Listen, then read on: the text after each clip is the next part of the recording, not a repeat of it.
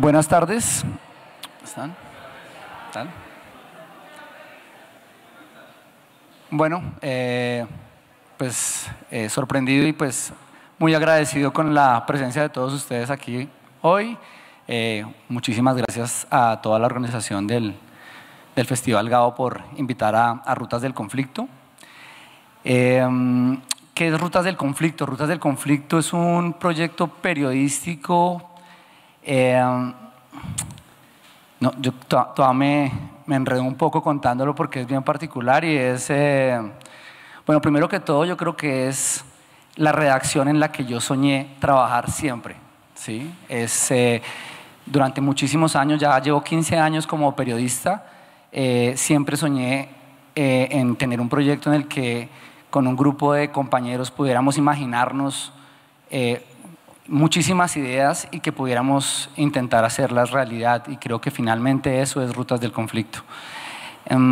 Es un proyecto de periodismo de datos, pero siento que a veces llamarla así pues termina siendo un poco simplista, porque finalmente lo que nosotros hacemos es tratar de documentar las historias de vida de un montón de víctimas en Colombia, desde los datos hasta el detalle puntual de sus vivencias y de sus testimonios. Y bueno, nada, yo trataré de no ser muy extenso. La verdad es que quisiera escuchar también pues, preguntas del público y también cómo interactuar con ustedes. Ahí creo que les contaré un poco qué hacemos, cómo lo hacemos y con quién lo hacemos.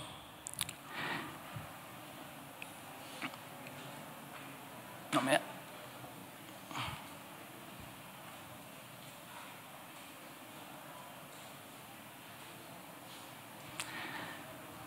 Bueno, de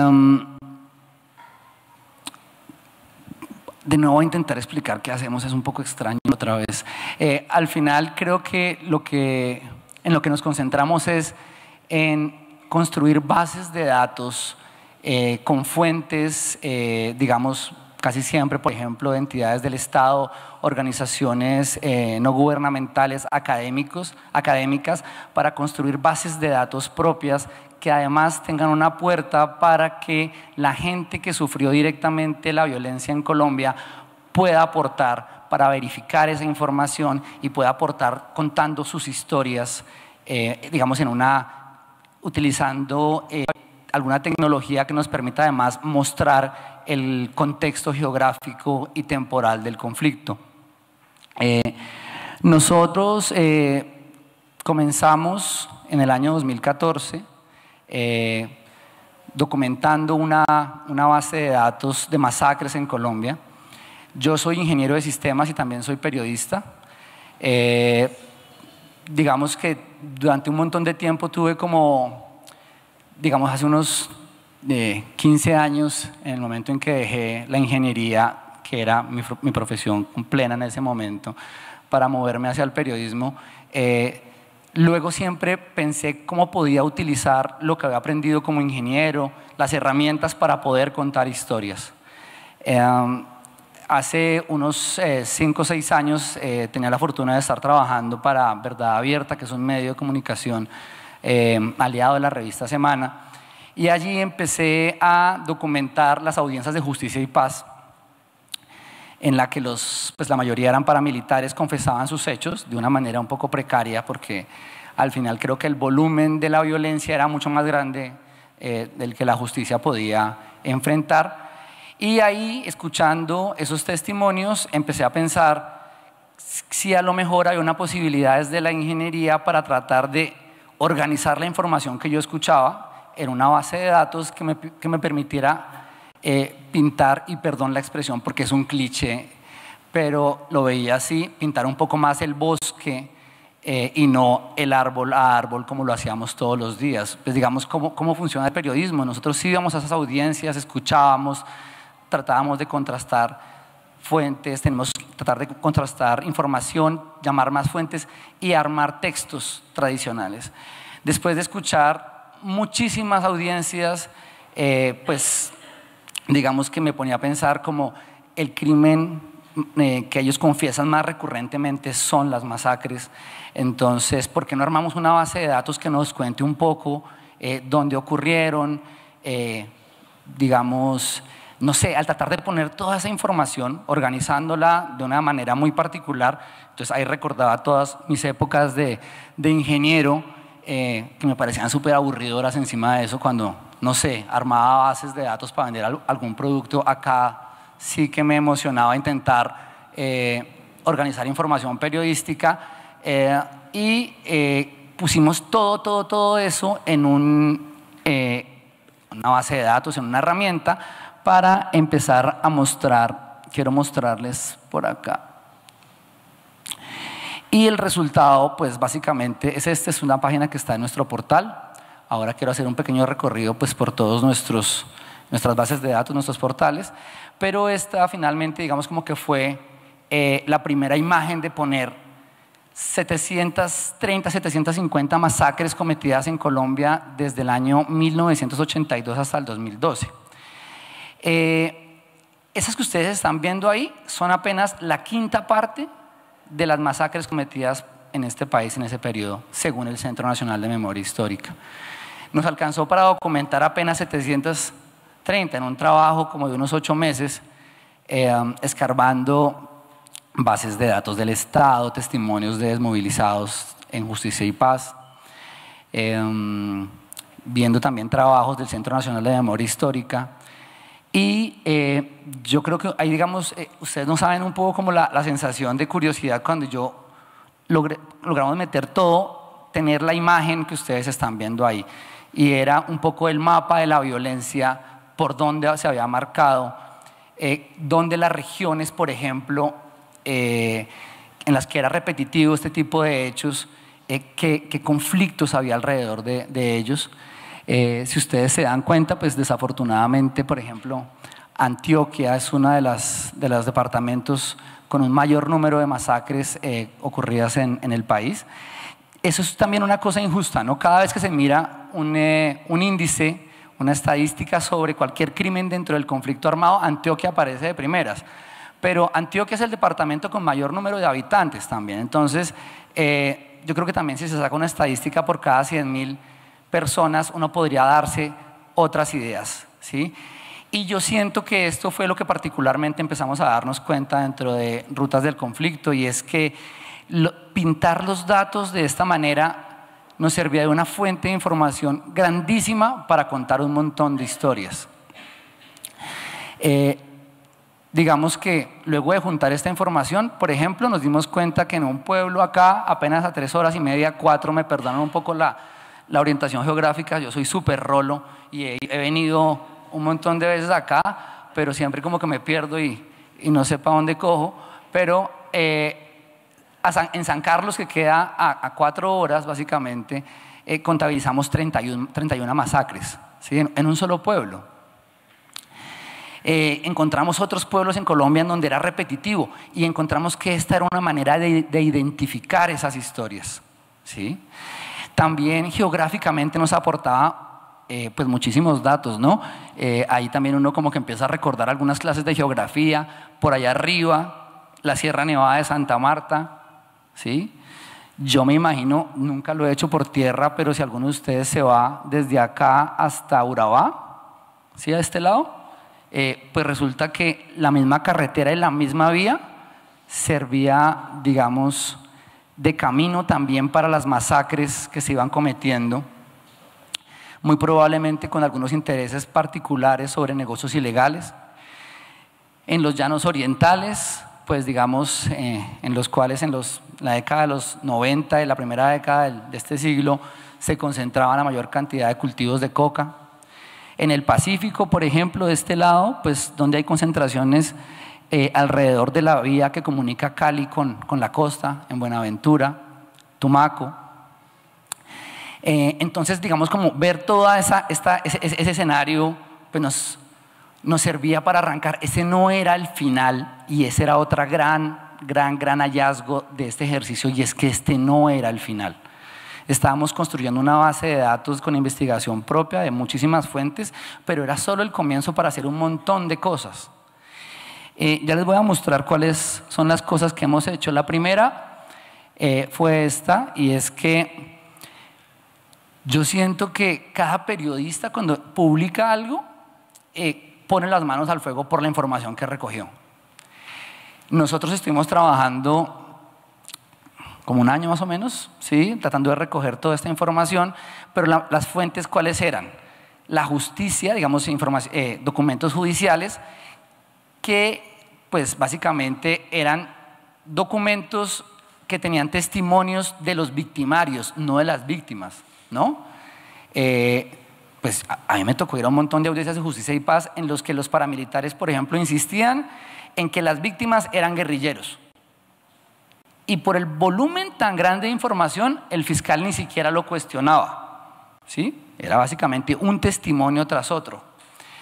En otros casos, efectivamente, la cosa era un poco más detallada y mucho más rigurosa si la investigación era académica o si, por ejemplo, se tomaban de bases de datos como la del CINEP, que es un centro de investigación muy juicioso que ha venido documentando la violencia hace rato en Colombia.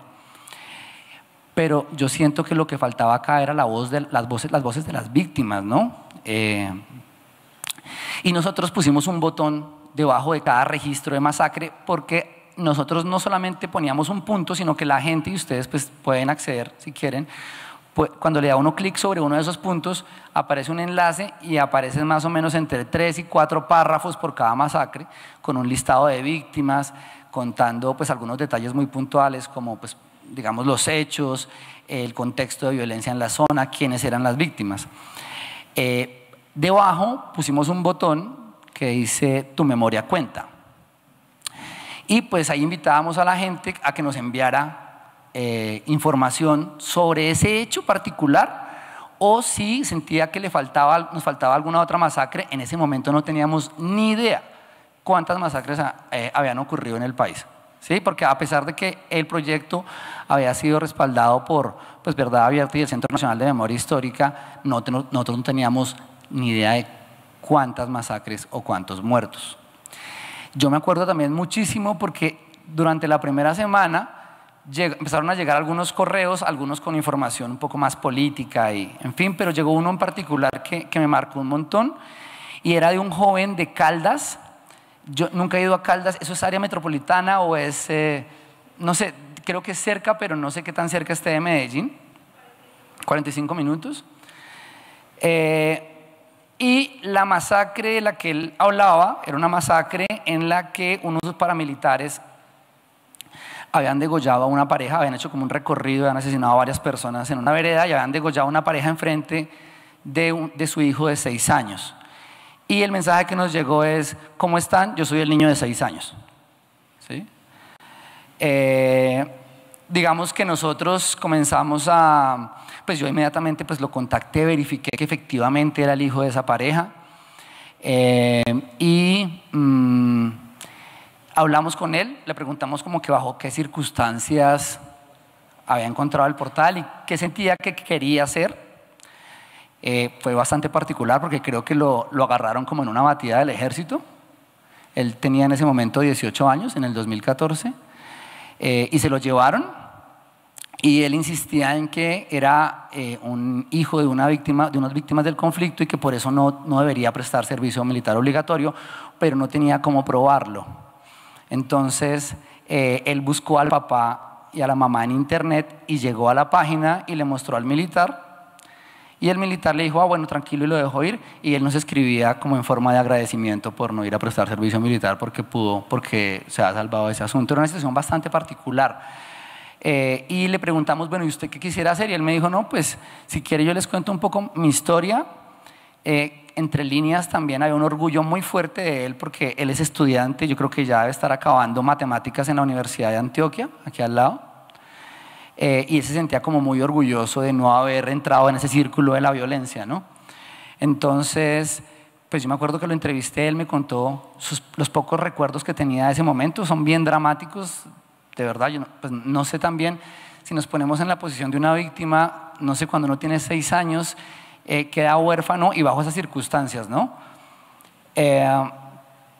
Y empezamos a pensar que todas esas historias que nos comenzaron a llegar eran valiosas porque nos ayudaban a chequear la información y aportaban las historias de cada una de las víctimas. Entonces nació un segundo proyecto que se llamó Yo Sobreviví.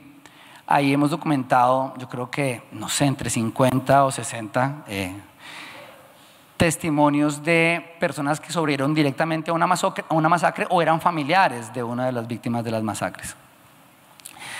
Ese es el que está acá. Nosotros tuvimos también la enorme fortuna hace 2 años, estuvimos en la selección oficial del Gabriel García Márquez por ese proyecto. Nosotros hemos ido a varios pueblos para tratar de bajar la información de internet a medios un poco más análogos. Es evidente y eso es claro también que es digamos, es como una idea un poco absurda sentir que un campesino colombiano va a estar pegado a su dispositivo móvil entrando a una aplicación de estas. Porque nosotros encima de eso hicimos una aplicación para celulares para mostrar esto, para luego aportar información.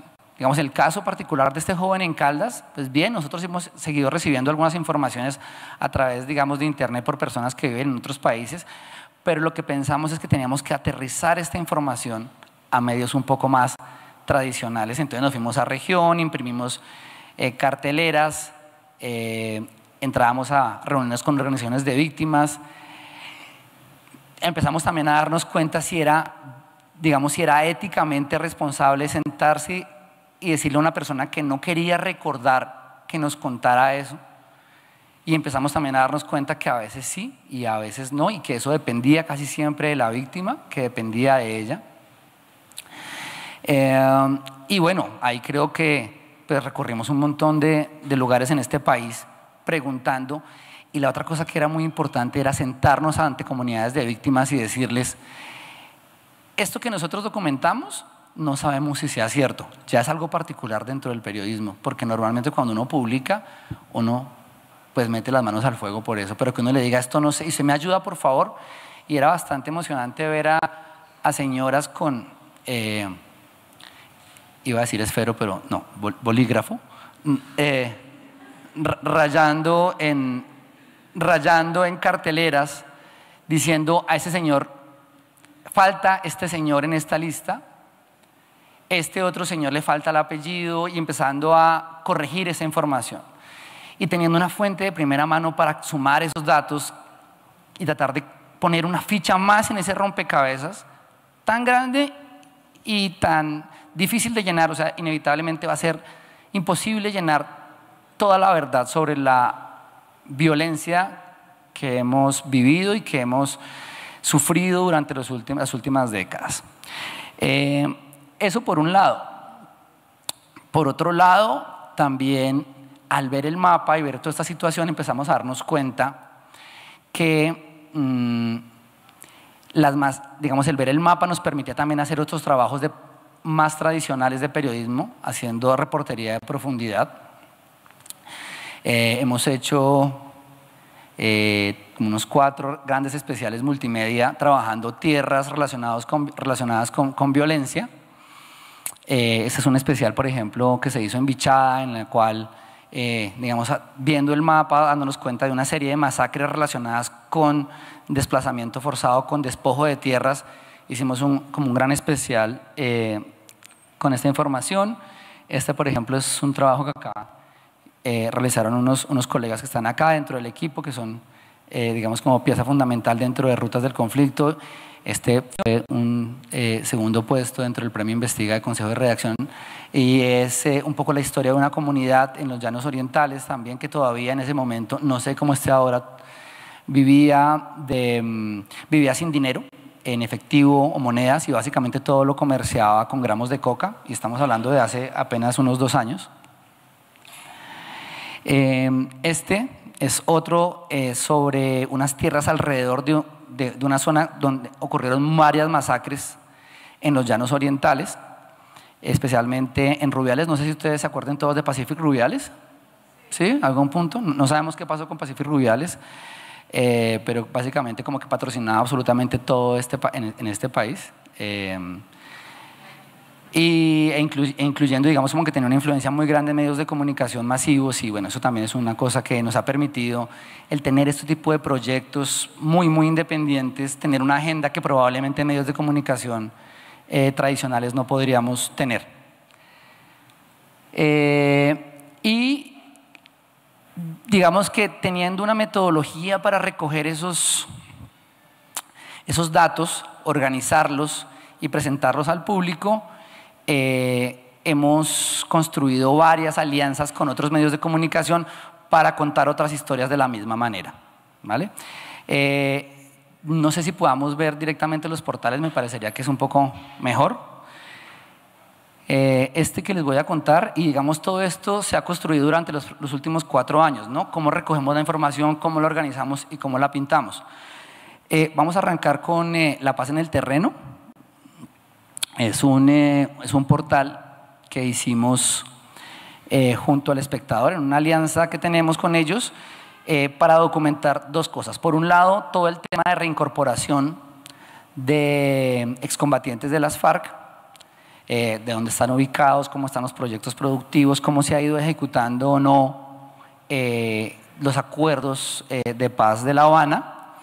Y por otro lado, un poco, una base de datos muy similar, si le damos clic a donde dice líderes sociales, tenemos también una base de datos de líderes asesinados, información 1 a 1, contando algunos detalles muy, muy particulares. Si bajamos un poquito, esta pues ya digamos es una base de datos un poco tecnológicamente un poco más sofisticada. Ahí en la parte superior tenemos inclusive unos filtros, un poco más arriba, por favor, en donde uno puede filtrar esos líderes y lideresas asesinados en medio, digamos, de los últimos 2 años después de la firma del acuerdo. Y si la gente, digamos, en el fondo la forma de estructurar la información es la misma, pero la tecnología es la que hemos ido cambiando, digamos que a medida que hemos ido creciendo también como equipo en rutas del conflicto. Si le damos clic a uno de los puntos que ustedes ven ahí, por favor.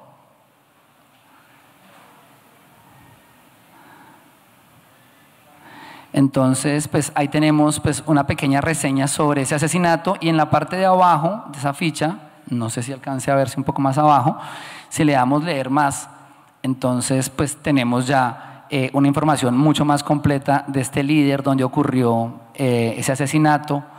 Es una historia un poco más gruesa. Tenemos 130 asesinatos, creo, 130 asesinatos documentados ahí. Nosotros no estamos jugándonos por una cifra porque sentimos que ese torneo como de apostar por una cifra para saber cuántos líderes fue asesinado, digamos, no nos interesa. Lo que sabemos es que hemos documentado 130 asesinatos, nos faltan muchísimos más y en eso vamos. La idea es como no simplemente poner el nombre y poner la reseña que normalmente aparece en todos los medios de comunicación. Hay un montón, por ejemplo, de líderes asesinados aquí en varias comunas en Medellín. La información es tremendamente precaria y ha sido todo un reto llamar, ubicar a las comunidades, a los familiares de las víctimas para que nos cuenten qué fue lo que ocurrió y qué es lo que se sabe de cada uno de esos asesinatos. Esto es La Paz en el Terreno. Quiero avanzar ahora a Tierra en Disputa. Esta es una base de datos que trabajamos junto a Verdad Abierta. Aquí está mi colega Ivonne Rodríguez, que es la encargada de trabajar el tema de tierras en Colombia. No me cansaré de decirlo, que yo creo que es la reportera que más sabe de este asunto en el país, y es un asunto que es crítico y clave, y la mayoría de gente, la mayoría de periodistas de investigación no lo tocan. No es un tema tan taquillero, pero es súper importante porque está amarrado al origen del conflicto. Aquí tenemos 60 casos de violencia y propiedad de la tierra en Colombia. Y también, digamos acá, si le damos clic, ojalá que sea uno de los puntos de los llanos orientales, por ahí, es el Brasil, por ejemplo, y ahí vamos a donde dice leer más. Vamos a contar la historia de comunidades o de predios que han sido atravesados por la violencia y que muy probablemente hoy en día estén en manos de un tercero, que puede ser, no sé, desde un actor ilegal hasta una empresa minera, petrolera o agroindustrial. Y es un predio que estaban pidiendo normalmente algunas víctimas del conflicto para que sean restituidos. Acá aparece un texto, aparece una línea de tiempo, y en la parte de abajo, un poco más abajo, aparece un mapa de relaciones del caso, ¿sí? Con, en amarillo, personas relacionadas, y en azul por empresas relacionadas. ¿Está bien? Sí, acá, por ejemplo, puntualmente ese que ustedes están viendo ahí es un caso en los Llanos Orientales. Ese es el Brasil, creo, ¿sí? El Brasil es una hacienda de 15.000 hectáreas que en este momento está en manos de una marca de cárnicos, yo no sé qué tan popular sea aquí en Medellín, se llama La Facenda. Y es un predio que pues básicamente era un baldío de la nación que terminó en manos de la familia de Víctor Carranza. Y que también fue un centro de entrenamiento paramilitar en el cual la Fiscalía ha encontrado varias fosas comunes. Y pues acá hacemos como un mapa completo de las circunstancias y las personas.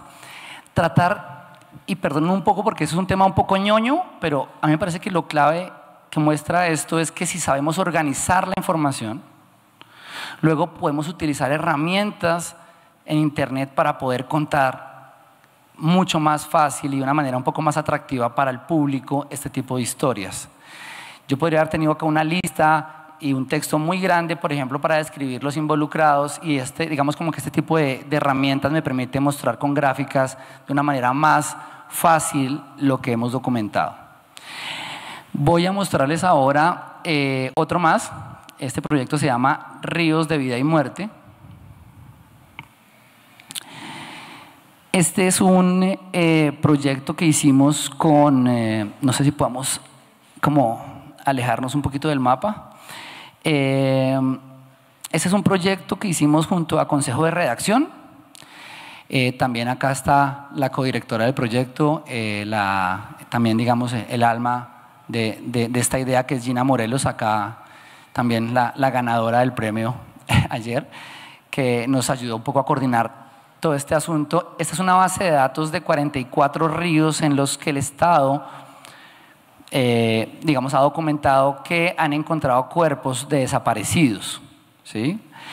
Nosotros tomamos como punto de partida una base de datos del Centro Nacional de Memoria Histórica de cerca de 3.500 cuerpos encontrados en Colombia en varios cuerpos de agua, de los cuales un poco más de 1.000 eran en ríos, y ahí filtrando documentamos aproximadamente 250 ríos en donde se han encontrado cuerpos. Un poco por el recurso y por la cantidad de información, pues documentamos 44 y hicimos en profundidad una historia mucho más grande utilizando drones. Digamos, acá en la mitad de todo esto les cuento que es bastante entretenido también dentro de la redacción de rutas el aporte de nuevas narrativas para contar esas historias. Entonces hay, digamos, constantemente ideas como esas, utilizar digamos nuevas maneras audiovisuales para contar esto. Entonces aquí, por ejemplo, utilizamos varios drones en un ejercicio. En el de Pacific Rubiales también hemos usado este mismo tipo de, digamos, de cámaras para documentar el río Magdalena, contar algunas historias del río.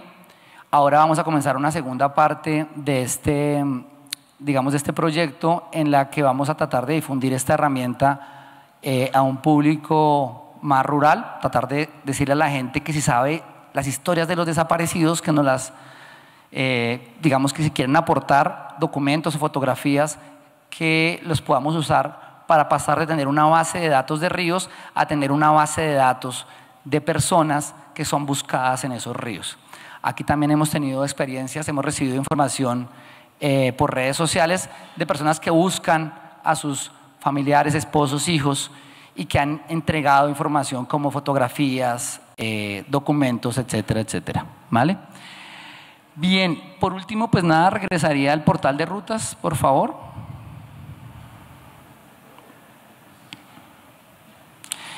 Invitándolos pues a que lo visiten, además, digamos, de las posibilidades que uno tiene de mapear esta información, hay otra situación tremendamente clave, y es armar líneas de tiempo que no solamente nos cuenten cuándo pasaron los hechos, no solamente dónde, sino cuándo pasaron los hechos. Aquí quiero mostrarles en particular una que realizamos. No sé, podamos subir un momento, por favor, más arriba, y vamos a donde dice cartografía del conflicto. Si bajamos un poco, por favor, más abajo, y aquí donde dice geografía del paramilitarismo en Colombia, y bajamos, por favor. Ahí, esperemos si carga el mapa. Creo que internet está un poco lento. Esta herramienta es una línea de tiempo que va mostrando año a año cómo fue avanzando el paramilitarismo en Colombia desde finales de la década de los 70. No sé si nos cargó, no sé. Parece que tenemos problemas ahí con internet. Aquí, por ejemplo, les digo, los textos que están relacionados con esta herramienta más o menos suman unas 200 páginas, que si uno las muestra tal cual en un documento al público, pues sería una cosa tremendamente aburrida y difícil, digamos, consumo para el público, pero utilizando una herramienta como la que ustedes están imaginando, porque no podemos ver en este momento, pues es mucho más fácil de… No sé si la podamos refrescar probablemente la página a ver si nos carga. Entonces es una herramienta que nos permite contar otro tipo de historias. A ver. No prosperó hoy, ¿vale? Para cerrar, porque me gustaría pues ya escuchar un poco más, digamos, sus opiniones y sus preguntas. Un segundo, quería simplemente contarles además que mi equipo con el que trabajo es un grupo de gente muy joven, tremendamente talentosa, todos estudiantes de último semestre de periodismo o gente recién graduada. Yo siento que hay una generación muy grande pues de colegas de mi edad que viven quejándose un poco de los millennials, y es que el millennial, pero es que el millennial hace esto también. El millennial tiene una posibilidad enorme de interactuar y de proponer narrativas que se salen un poco de lo tradicional. Todavía, por ejemplo, en muchísimas universidades se enseña a hacer televisión o se enseña a hacer radio para televisión únicamente, no se piensa… ¿Finalmente cargó? Sí, vale, perfecto. No sé si podamos minimizar la ventana arriba de Chrome para… Bueno, o si quieren mover acá, simplemente esa línea la mueven allá a la derecha para ir viendo cómo fue avanzando el paramilitarismo en Colombia. Si la mueven allá a la derecha, por favor, y nos va contando. Ahí van en el 93, 97, 98, si avanzamos más, 2000, 2001, más adelante, por favor, 2003, 2004, ¿vale? Listo. Entonces les decía que yo creo que es supremamente importante pensar que nuestros colegas jóvenes tienen una enorme oportunidad si se las damos para que construyan herramientas como estas, para que cuenten una historia que no se ha contado y que nos seguimos negando a contarla. Para la mayoría de gente que tiene más de, no sé, 30 o tal vez 40 años, pues yo siento que el conflicto, la guerra se volvió un paisaje. Salía en televisión todos los días, sale todavía en televisión, pero todavía no entendemos. Estamos como cansados de tanta guerra sin siquiera entenderla. Entonces siento que el aporte de estos jóvenes periodistas es súper, digamos, vital para poder pasar una brecha que podríamos hacer, digamos, la cual podríamos pasar ahora en este momento como clave histórico que vivimos. Digamos, aunque uno pueda tener perspectivas bastante pesimistas en algunos momentos. Y a pesar de todo esto, digamos, no sé, en el equipo de trabajo hay, no sé, 13, 14 personas que recurrentemente entran y salen dependiendo un poco del volumen de proyectos que tenemos. Llegar a una cosa de estas, hacer periodismo de muy buena calidad, para mí, digamos, es una belleza enorme sentarme a hablar con ellos e imaginarnos una idea y que 2 años después o 3 años después podamos ver concretada esa idea en un portal de estos, que le llegue a la gente. Como les decía al principio, yo como periodista siempre me soñé estar, digamos, en este momento de mi vida haciendo esto, y creo que es justo en el momento en el que también creo que apareció, porque también siento que es un momento bien importante el que vivimos ahora. No es nada más, muchas gracias, es una cháchara larguísima, aparte siento que uno solo acaparado hablando como 40 minutos es difícil, ¿vale?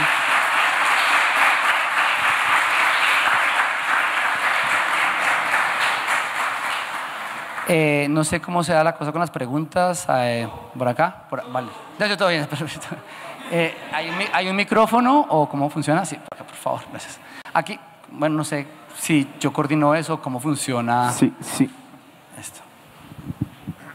Gracias. Buenas tardes. Yo soy Daniel Valencia Restrepo. Mi nombre real es Daniel Anderson Valencia Restrepo. Mire lo que contó sobre las masacres entre grupos de guerrilla, paramilitares, ejércitos y fuerzas del Estado. Es lo que lo está pasando en la ahorita. Nadie se puede olvidar la masacre de Segovia, que hace 30 años los grupos paramilitares asesinaban a miles de personas porque creyeron que eran colaboradores de la guerrilla. Otras masacres se hubieron presentados en las guerras civiles en el Perú, en Guatemala, en Nicaragua, El Salvador. También masacres de las dictaduras de Argentina, Chile, Paraguay, Uruguay y Brasil. Y en Venezuela se están presentando masacres por la protesta del gobierno comunista de Maduro. Hoy, ¿qué quiero decir? Yo opino que debemos reparar las víctimas y garantizar la no repetición. Yo sé que soy autista y mi condición de autismo es reflejar que podemos perdonar. Nadie va a repetir la misma historia de las masacres. Yo sé que en Colombia hubieron masacres de guerrilla, la masacre de La Rochela, la masacre del Salado, que en el departamento Bolívar hace 18 años los paramilitares asesinaron a más de los habitantes, a muchas personas en los habitantes del Salado, y hubieron masacres. No se detuvieron las masacres. Fue Castaño quien hizo matar a muchos colombianos, hombres, mujeres y niños, los mató. ¿Sabes por qué? Porque ya no aguantaba más. Esos paramilitares que creaban esos grupos, Castaño creaba paramilitares para combatir la guerrilla. ¿Y cómo? Asesinando gente, y eso no es justo. Queremos paz, queremos amor, no a la guerra y no a la no repetición. Muchas gracias.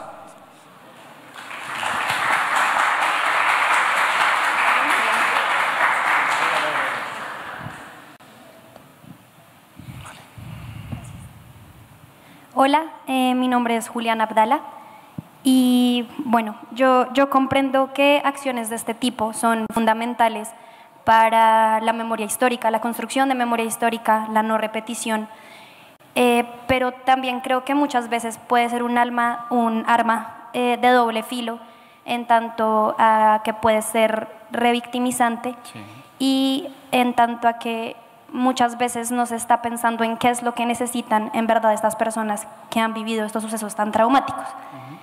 Mi pregunta es, ¿cómo manejan ustedes los hechos de revictimización, y si hay alguna devolución, digamos, de tú a tú, o una devolución cercana a las personas protagonistas de estos hechos? Bueno, yo estoy de acuerdo contigo.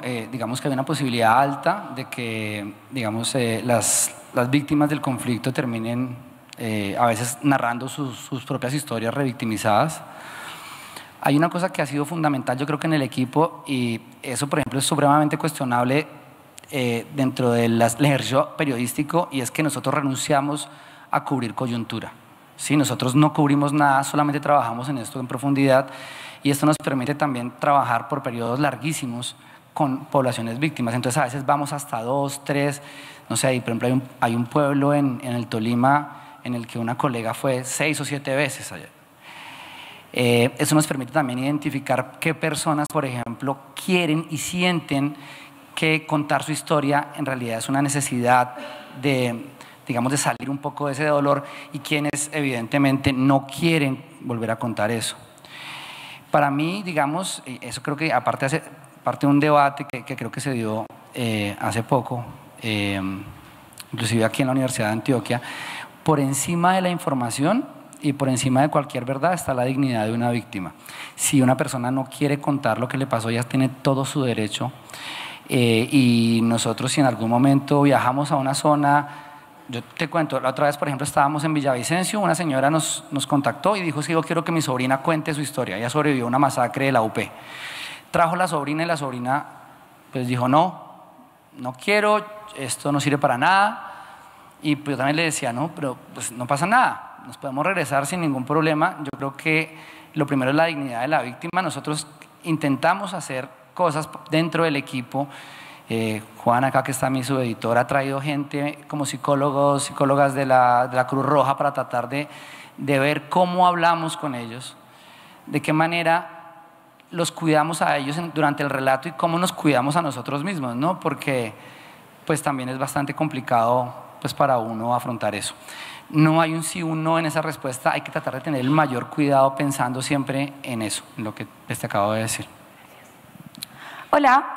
Mi nombre es Paulette de Sormo, soy de Chile y me interesa preguntarte por las alianzas, porque todos los proyectos que mencionaste fueron hechos en alianza con Verdad Abierta, con Consejo de Redacción, El Espectador, y quería saber cómo operan esas alianzas, se reparten recursos económicos, reportean juntos, se lo dividen, cómo se gestan, qué compromisos editoriales pueden haber, etcétera. Gracias. Bueno, nosotros digamos que la producción de contenido es pues, normalmente conjunta, digamos que casi siempre cuando hacemos una alianza con otro medio, normalmente el otro medio tiene unas dinámicas de coyuntura que no le permiten sentarse 6 meses a documentar eso. Entonces nosotros asumimos gran parte de la documentación, eso sí, digamos, hay una orientación editorial compartida entre los medios. Nos hemos encontrado en esto una oportunidad grandísima para poder, digamos, con aliados que tienen digamos, como un público mucho más grande, pues poder mostrar esa información.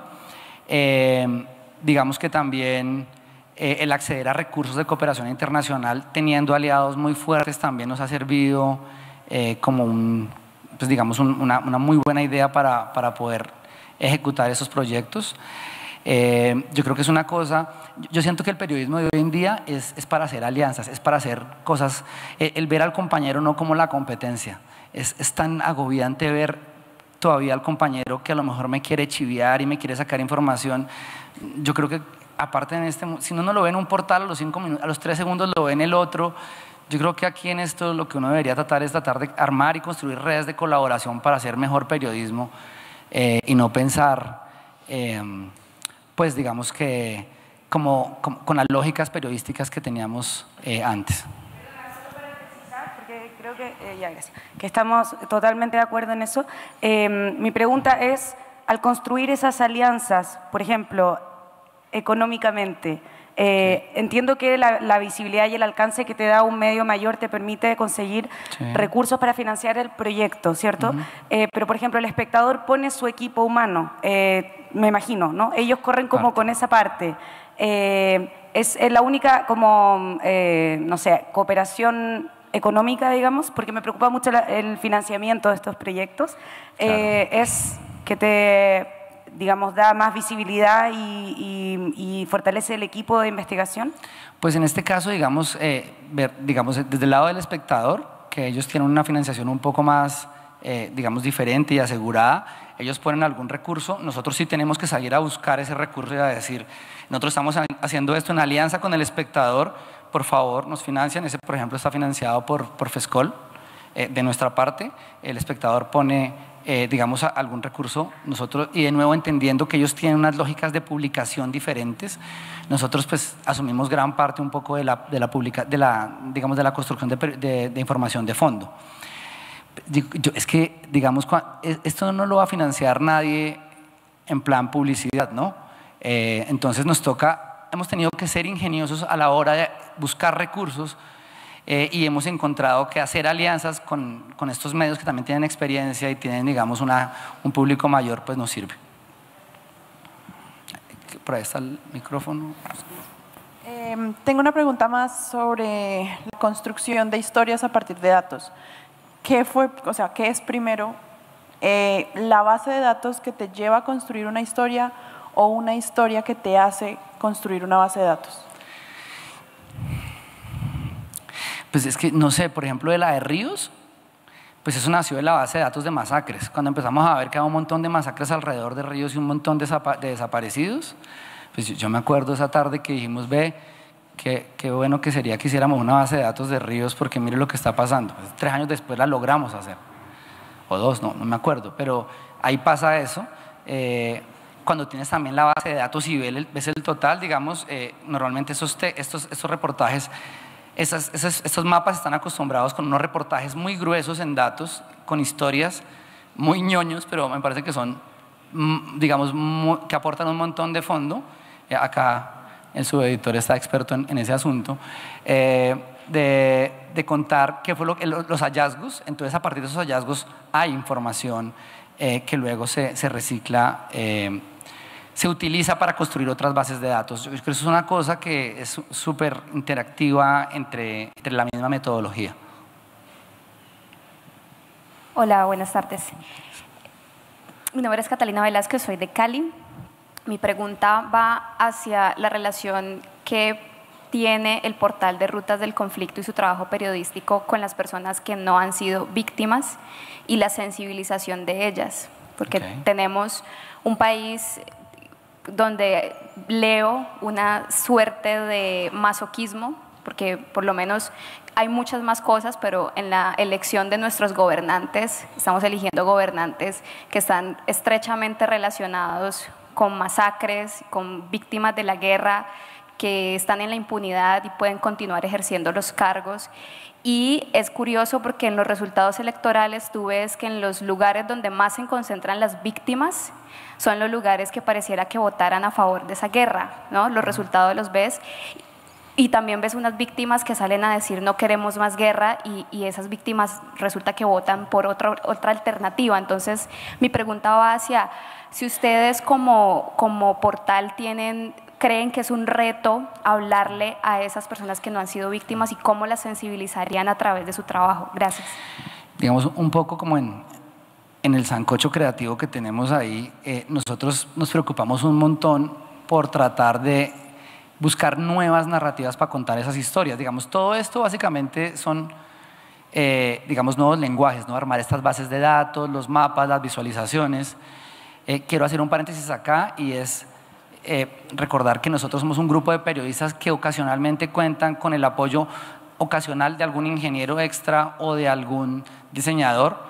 Todos son periodistas. Acá está, por ejemplo, mi desarrollador, que es el que hace esto, ¿sí? El desarrollador de Rutas del Conflicto es un periodista, él sabe de código, trabaja y todos como equipo intentamos maneras nuevas de contar esas historias. Eso lo digo un poco porque siento que hay que romperle un poco de miedo, digamos, a esa estructuración de trabajo en la que yo me encargo de un texto, fulano de tal se encarga de un video, el otro es el diseñador y monta todo. No, acá en realidad creo que construimos como equipo de trabajo. Nos hemos inventado algunos videos en plan youtuber. Es un poco como jodido porque todos tenemos en la cabeza el youtuber en plan super opinión, pero acá quisiéramos contar historias. Hacemos también estos videos como le decimos magic markers, que son como contando con las manos. Hay un par de videos pero creo que no van a cargar, entonces pues olvidémoslo. Entonces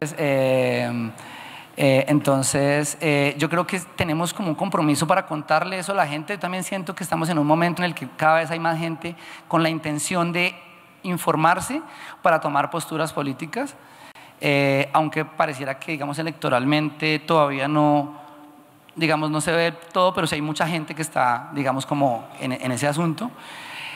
Lo que pasa también es que es un poco desgastante, porque a veces, por ejemplo, cuando nos metemos de cabeza en un proyecto, pues hacemos esto o nos vamos a hacer un video youtuber, por ejemplo, hacer un video en plan youtuber a punta de información de 4 minutos, pues es que toca empezar a buscar, a investigar, porque no es simplemente pararse y opinar, sino aterrizar con datos. Entonces sí que nos preocupa, a veces lo que nos faltan son manos un poco y recurso, pero yo creo que es una necesidad, digamos, clave lo que tú estás diciendo. Sí, ¿quién más? Hola, mi nombre es Salomé López, soy estudiante de Comunicación Social de la Universidad de AFIT. Primero que todo quería felicitarlos por este gran proyecto.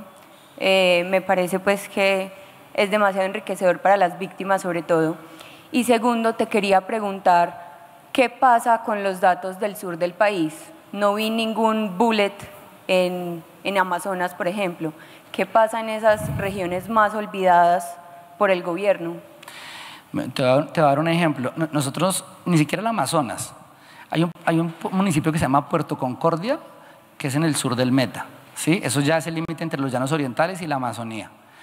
Hace más o menos unas 2 semanas, una señora desde Lima nos escribió y nos mandó el registro de defunción de su mamá, que decía, ella murió en una masacre en el 2001, creo, no me acuerdo, 2002, y no encuentro el cuerpo de ella. Yo vivía afuera, ella vivía ahí, hemos hecho todo lo posible. ¿Será que ustedes no nos ayudan a tratar de como obtener algún tipo de información?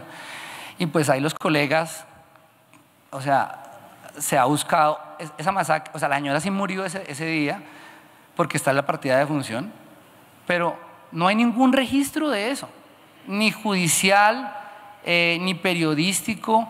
Pues es que son zonas que han sido pues totalmente abandonadas, no hay prensa, ¿sí? No hay nada. Cuando uno se va para Vichada o para el extremo del Meta o en el Amazonas, o sea, no sé, haciendo esto de los ríos, por ejemplo, también cuando uno tiene una fortuna de encontrarse a alguien, por ejemplo, de Araraquara, que eso es en la mitad de la selva, y dice, no, si es que aquí se mataban y echaban al río y echaban en esta parte del río porque había ciertos animales que se comían los cuerpos, entonces los echaban acá porque acá entraba una quebrada que tenía unos peces que se comían a los cuerpos. Eso, por ejemplo, no está en ninguna parte. O sea, básicamente está la fuente con la que accedemos ahí. No hay nada en internet de eso. Creo que hay un país todavía muy virtual relacionado con lo urbano y es un país totalmente análogo que no existe, no hay registros de nada en lo rural. Y pues digamos como la embarrada más grande es que uno no tenga posibilidades de ir a hacer trabajo allá, ¿no? En campo, pues por recursos, digamos, es difícil. Por ejemplo, de Pacific Rubiales, yo les digo, ese por ejemplo, y perdónenme que se me olvidó, ese hicimos con un aliado que son importantísimo, que está Armando Info de Venezuela, el de Pacific, y pues hombre, pagar un carro para que se muevan en Rubiales cuesta 500.000 pesos día. Para un proyecto como nosotros, ¿sí? Que parcialmente nos financiamos vendiendo camisetas, es muy berraco, ¿sí? Que ahí es donde uno extrañaría pues que ojalá hagamos más alianzas con medios que tengan fondo y que digan pues la historia de la gente también allá, pues ellos son colombianos y también tienen historias para contar. Buenas tardes. Mira, me parece complejo un asunto y es el de algo pues muy normal en la comunicación y en narrar una historia o contarla, y es que efectivamente uno enfoca en un lugar y deja de lado otras cosas. Entonces acá me llamó mucho la atención cómo lo dijiste sobre los datos del río, cómo efectivamente al analizar datos se tienen unas bases de datos muy amplias, pero es difícil contar con los recursos para estudiar cada uno de esos datos. Entonces es preguntarles a ustedes cómo hacen ese proceso, qué criterios pueden tener para seleccionar unos datos a los que van a estudiar de fondo y van a, pues, a trabajarles. Y es eso, pues por ejemplo en el del río creo que decías que son como 100 y algo y ustedes eligieron como 40. Entonces por ejemplo, ¿cuál fue el criterio? ¿Más muertos en ese río? Pues ¿Cómo funciona? En ese caso puntualmente era el volumen de cuerpos encontrados en los ríos, entonces como que tomamos los 44 en donde más cuerpos pues el Estado había encontrado. Hay diferentes maneras, digamos, como tomar esa decisión. Hay una posición muy subjetiva periodística que termina decidiendo una cosa sobre la otra. ¿Por qué el río Magdalena? Creo que era el río, digamos, con mayor cantidad de cuerpos encontrados y con el problema más complicado, aparte porque era el más largo, pero también hubiéramos podido decir, no, es que ya hay mucho trabajo sobre ese y vámonos para otro. Un poco ante digamos, la limitación de recursos, es inevitable seccionar. Muchísimas veces uno termina escogiendo los eventos que probablemente más impacto sobre una población tuvieron. Eso igual es bien complejo y es bien difícil tomar esas decisiones. ¿Listo? Por acá, nada más. ¿Ya no más? ¿Hay más? ¿O la última se puede? ¿Sí? Vale.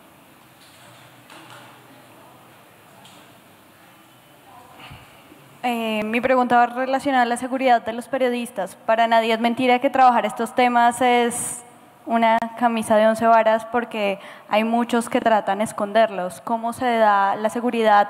¿Cómo encriptan los datos? ¿Si los encriptan o no? ¿Si los trabajan abiertamente? ¿Cómo es ese tema?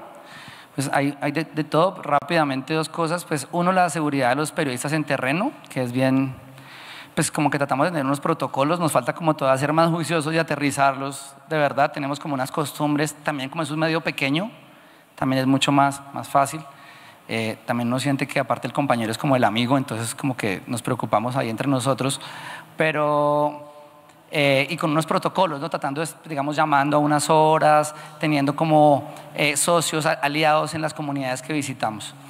En cuanto a la seguridad informática, sí creo que nos falta, o sea, siento que pensando en lo que estamos construyendo y para qué está sirviendo esa información, nos falta como cuidarlo más. Hace mes y medio en una presentación en la de Tierra en Disputa, nos robaron un computador en la mitad de la exposición y luego pues descubrimos con los videos y porque digamos que esa misma gente había robado otras organizaciones que trabajan ese mismo tema. La FLIP inclusive sacó un comunicado, digamos como advirtiendo que era pues bien particular que le apuntaran más, pues hay como un perfil probablemente de gente que apunta más a la información que a robarse al equipo. Eso nos preocupa un montón porque pues hay un montón de datos que son clave de víctimas. Yo creo que cada vez nos toca como organizarnos más porque estamos hablando de información que es sensible, que es relevante para, digamos, para mucha gente a la hora, digamos, de exigir un derecho o a lo mejor alguna autoridad judicial para tomar alguna decisión. ¿Listo? Bueno, pues muchísimas gracias. Gusto que me hayan escuchado y pues cualquier cosa, invitadísimos. Siempre abiertos también a trabajar con muchísima gente de muchísimas, digamos, tipos de organizaciones, de estudiantes de varias universidades, siempre, digamos, esperando sumar entre todos un mejor trabajo periodístico. Muchísimas gracias, ¿vale?